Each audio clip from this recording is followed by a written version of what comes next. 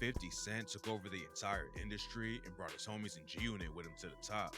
But after crazy internal beef, assaults, assassinations, and shootouts in the street, the crew fell apart. Completely. This is the shocking story of how it all went down. Before 50 Cent ever linked up with Eminem and Dr. Dre to release some of the best-selling rap albums of all time, he was hustling hard in the industry with his homies Lloyd Banks and Tony Yayo.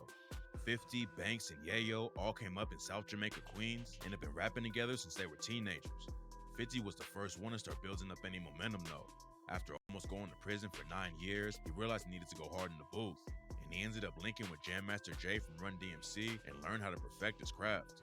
50 made a name for himself in New York with tracks like Ghetto Quran, but it also allegedly led to him getting shot and blackballed in the industry. On the track, he name-dropped a drug dealer named Kenneth Supreme McGriff, who allegedly put the green light on 50's head and told everyone not to work with him. Before he got shot, 50 had a deal with Columbia Records, but they dropped him while he recovered. And that's when G-Unit really started putting in work to make it in the industry by themselves. They started dropping mixtapes without any labels backing them. And in 2002, the hard work finally paid off when M discovered 50 and gave him $1 million to sign with Shady Records. 50's name was already buzzing in the industry, but what happened next shocked the entire game. 50 dropped his debut album Get Rich or Die Trying and took over immediately. These days, it's easier for an unknown artist to go viral with a hot track on social media, but what 50 did back then was almost impossible. He went from being just another New York street rapper to a certified superstar overnight. He sold more records than any other artist that year and eventually went 9 times platinum with the record. Interscope scored a massive hit by having 50 on the roster, and after his album popped off, they gave him his own imprint label, G-Unit Records. According to 50, the label wanted him to follow up with another solo record to keep the momentum up, but instead, he decided to put the crew on and drop a G-Unit album instead. Tony Yayo had been booked on a weapons case while they were working on the album, so he only had a couple of features on the record, but 50 brought in Young Buck and signed him to G-Unit to fill the gap. Their tape came out and blew up immediately. The record sold millions of copies and put G-Unit on the map as the biggest rap crew in the industry. At the same time, Dr. Dre and Jimmy Iovine from Interscope discovered the game and wanted to put him in G-Unit. The game was a perfect fit too. He came up in the streets of Compton, and just like 50, he had survived getting shot and almost dying. Game wasn't even trying to be a rapper back in the day and just got money in the streets. But while he was recovering, he started studying classic hip-hop albums he could find and decided to hop in the booth and leave the trenches behind. Game hopped on Young Buck and Lloyd Banks solo albums while he was writing his first record, and it was clear from the jump that they all worked well together. He popped off with a single, How We Do with 50 Cent, and their second collab, Hate It or Love It, reached number 2 on the Billboard Hot 100 chart. The situation could have been a huge win for everyone, but before Game even dropped his first album, there was already issues going on inside the crew. One of the first tracks that got 50's name buzzing in the industry was his single How to Rob, where he took shots at some of the biggest artists in the world and described how he would set them up and rob them. It was a controversial track that got a lot of attention, and it made 50 realize that beef sold records.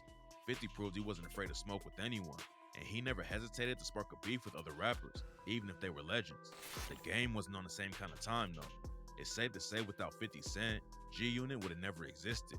He put his homies on and let the label link the game up with them, but he also expected absolute loyalty when it came to war. These days, everyone knows how disrespectful 50 is, but back when he first blew up, nobody expected all of the drama he started. Game was a fan of most rappers that 50 was going after, and he didn't want to inherit the beef just because they were in the same crew. But instead of settling it behind closed doors, 50 went on Hot 97 and announced live on the air that the game had been kicked out of G-Unit. Game was in New York too, so he pulled up to the station with his crew to confront 50. Their teams got into a fight in the street and started letting off shots, but only one dude got hit in the leg and everyone scattered. After taking actual shots at each other, nobody expected 50 in the game to ever squash their beef. At that point, it seemed like they would be ops for life, but then out of nowhere, they announced a peace treaty and both donated $100K to the Harlem Boys Choir. Game told Hip Hop DX last year that Jimmy Iovine and Interscope are the ones who made the whole plan. They wanted to squash the beef and told 50 and Game to pick whatever charity they wanted to support, but the truce didn't last long. After Game went back to the West Coast, 50 allegedly dissed him on the track Gun Jam with the line, "You screaming your gun jam? Nigga, your gun ain't jam. They let off, your bitch ass ran. You screaming your gun jam? I know your type fam. You pussy, I understand. You screaming your gun jam? You run when the shots fire. You scared the fuck to death of that hollow tip diet." That's when Game shot back with 300 bars and running, a 15-minute long diss track full of wild shots at everyone in G Unit. He aired 50 out rapping, Ask 50, it get lonely on top. You can hate me or love me, but now the cops the only homies you got. When it's beef, we eat. When we hear baloney, we pop. You sell records, but a G you not. That's when Game started a campaign and merch line called G You Not and kept up the pressure on his old crew. Apparently, it had a pretty big effect because Game says Interscope cut him a $1 million check for the rights to the brand, so he couldn't keep putting pressure on him. But before Game handed over the rights to G You Not, it got one of 50's homies locked up and another one killed. The Game was being managed by a dude named Jimmy Henchman. And one day, Tony Yayo and Lodi Mack spotted his teenage son on the street wearing the G You Not shirt. Yayo allegedly put hands on him, then Lodi Mack escalated the situation and pistol whipped him. Henchman allegedly sent shooters at 50 after it went down, and Tony Yayo's mom's house got shot up too. Mack went to prison over the assault, and just 2 weeks after he came home, he was found dead in the street. It took a while for the case to get sorted out, but in 2017, Henchman was convicted of paying for the murder and got hit with a life sentence. Game was the first dude to get kicked out of G Unit, but he wasn't the last. Young Buck joined G Unit and started putting on for the crew heavy. His debut album went platinum and kept up G Unit's momentum in the industry, but he was also ready to jump into some real action when he needed to. At the 2004 Vibe Awards, G Unit was there to support Dr. Dre, who was getting a Lifetime Achievement Award that year. Suge Knight and Dre still had major issues over what went down at Death Row Records back in the 90s, and Suge allegedly sent a dude named Jimmy Johnson to put hands on him. Right before Dre was going to take the stage, Johnson ran up and threw a punch. A massive fight broke out, and Young Buck didn't hesitate to jump in. He was backstage with Lloyd Banks when it started because they were supposed to present the next award, but when he saw the fight going down, they ran out to help the crew.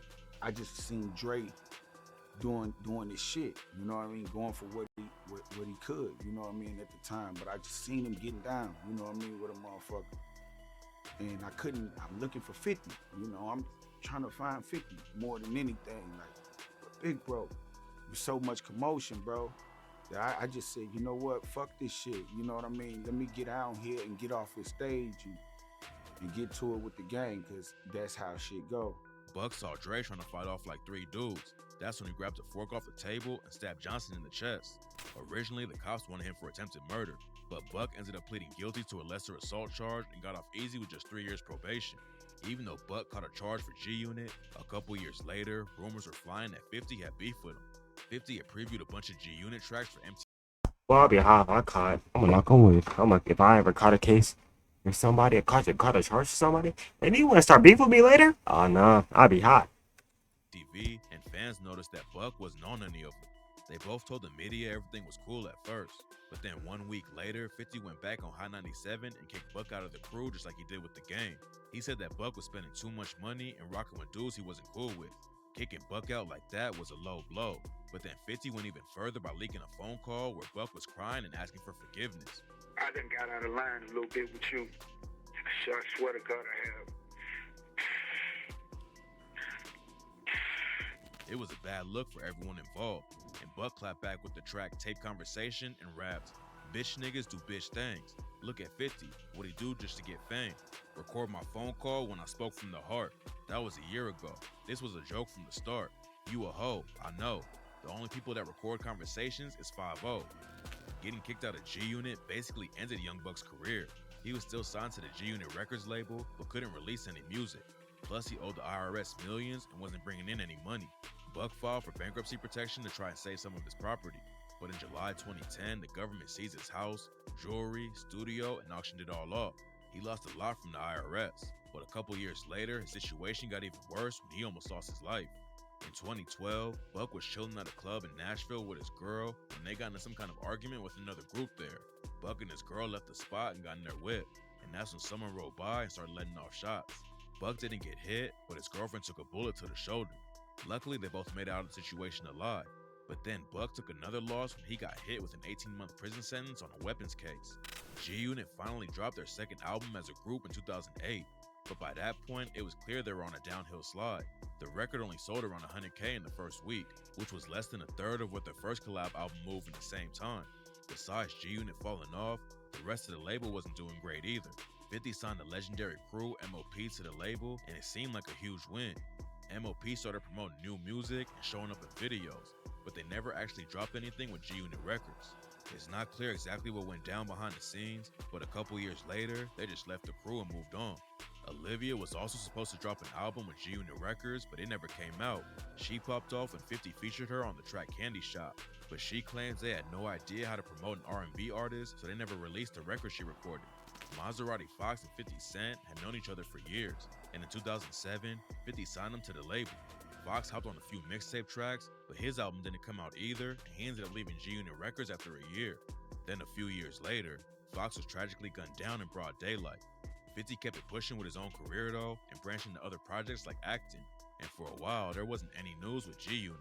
But in 2012, he made it clear that it wasn't all good behind the scenes. 50 told XXL that he disabled Tony Yayo and Lloyd Banks by doing too much for him. He said that he was the only one ever putting in work, so his homies just took it easy and rode the wave.